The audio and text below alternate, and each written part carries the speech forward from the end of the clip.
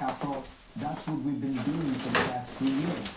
For those who think President Obama's policies have done little to produce growth, keep in mind that the single largest piece of his policies in dollar terms has been tax cuts. What? It actually began before Obama with the tax cut passed under the George W. Bush administration in response to the financial crisis. Stop it, please. Then came the stimulus bill, of which tax cuts were the largest chunk by far, 1/3 of the total.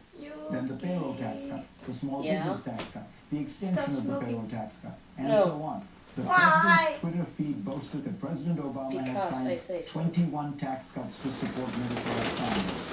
And how's that worked out? The Wall Street Journal explained this away, saying that the problem is all these tax cuts are temporary. If only we had across-the-board cuts. Except that those were tried as well. The 2001 Bush tax cuts were designed precisely along those lines. They were, in dollar terms, the largest tax cuts in U.S. history. And the economy got worse, not better. In fact, the years 2000 to 2007 were the period of weakest job growth in the United States since the Great Depression. Go away, I'm watching TV. Now, look, tax cuts can stimulate growth, especially when you go from, say, 70% rates to 30% rates as Ronald Reagan did. But a cut of a few percent from a reasonably moderate base or a temporary waiver of some small tax provision is highly unlikely to unleash lasting growth. What it will do is explode the deficit. For 4 decades, Washington politicians have bought popularity by cutting taxes, always saying that spending cuts or growth will make up for the lost revenue. That never happened, and the result is $11 trillion in federal debt held by the public. And finally, now this week, Democrats have been busily defending public sector unions. Public sector unions are big... Would you stop it, you idiot? But their retirement benefits are, in fact, benefiting states and localities across the country. California's total pension liabilities are now 40 times the size of its budget deficit. Go away! What? Do something with me! The growth and size of these benefits are now making it impossible for governments to spend on education, infrastructure, parks, really anything. At some point, both candidates need to stop pandering to their bases and start speaking intelligently to the mainstream voter about their vision for America. We're waiting. And let's get started.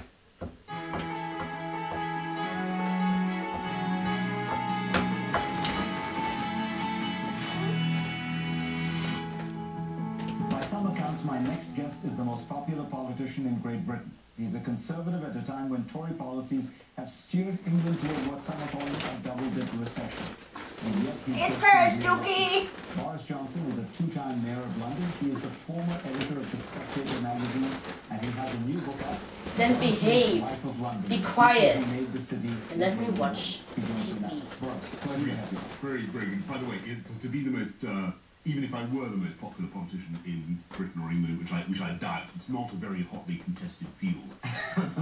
So it's pretty minimal. But tell me why that is, because your party, the Conservative Party, came into power and said, we're going to do the thing that we have to in order to save Britain, and in doing so, we will be rewarded by the market, we will be rewarded by the economy, and in fact...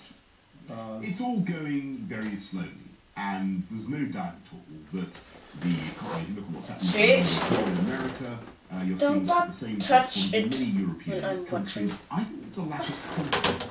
And I don't take the same analysis as many other members of the European political establishment or media, which is that you've got to sort out the euro by creating this fiscal union.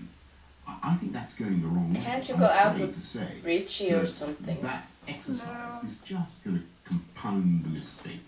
And we spent 2 years now bailing out Greece, bailing out Spain. Shouldn't you be busy with something else than annoying me then? More generous, trying to get the peripheral countries, the Mediterranean countries to be more austere, cut more from their budgets, put more people on the dole. So what would you do? Would you let it all collapse? Well, that's obviously would be a disorderly action. What would be great would be, I think, if the European leaders could face up to the reality. Shrug off their ego, shrug off all the political capital that Europe has collectively invested in this project and say, look, we made a mistake.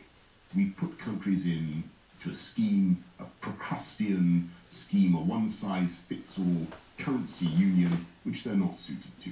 Let's have a realignment. Let's do a bisection. Let's do a North Euro and a South Euro. But they've got to take control. So that means the best answer is break up the euro Sure. and allow the southern countries to have their own currency. To devalue, to get the benefits that come with competitive currency again. No. And obviously it's difficult. I'm not denying that there would be a great strains and there would be all sorts of consequences. Because you are so annoying that you don't deserve a kiss. The boy, people would know where you were. Remember, we're sort of skiing downhill blindfolded, and we don't know where the bottom is, and it's just going to go on. Now, you said something that suggested that you were disparaging. You said something that was disparaging about austerity. Now, the question I have for you is austerity in Britain, because your great friend, the Chancellor of the Exchequer, when he came into power, said, "Look, we have to make these sacrifices because it will restore market confidence. It will give business the boost it needs, and they will invest." In fact, what's happened is Stop it! has No! If I kiss you, will you then stop? From Robert Skidelsky to Martin Wolf said, this is precisely what will happen. I don't need a baby. When the economy is weak, if you cut government spending... He hasn't. I mean, the reality, I hear what you say, but the reality is that actually the government hasn't cut spending in quite the way that people say they will, and spending continues to be, and borrowing continues to be. You know, I think possibly there's been a lot of they've restrained spending, and they've tried to cut some of the crazier schemes. Now, move! Reduce the size of the